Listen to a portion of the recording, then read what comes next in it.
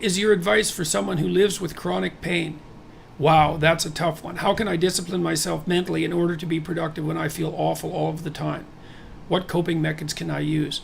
Look, the first thing I would say, this is a question posed by Shivers, is like, if you're suffering chronic pain, one of the things you can do is try not to judge yourself too harshly, man. That's really rough. And why don't you start by assuming that if you're having a hard time disciplining yourself, that it's actually a consequence of the chronic pain rather than a moral fault?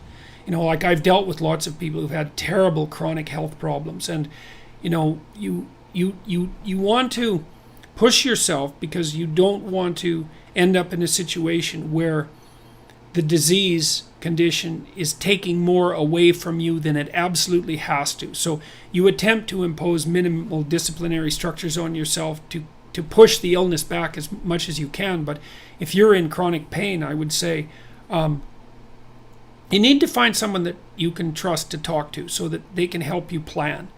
And you need to be able to delineate out what your limitations are in a manner that they can understand so that you can jointly focus on how to make productive use and high quality use of the time that you can actually spend outside of merely suffering. The other thing that I would ask you about is, are you sure that your medication regimen is adjusted optimally? Because antidepressants, for example, can be very effective long-term medication for chronic pain, especially drugs like Celexa.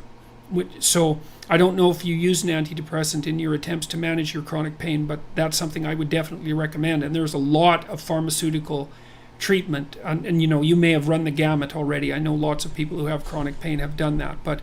And also stimulants like the ADHD medications can also be helpful in the management of pain, because stimulant medication has analgesic properties. So you might want to consult a number of specialists about your medication regimen to see that you're medicated to the optimal degree. But I would definitely recommend antidepressants.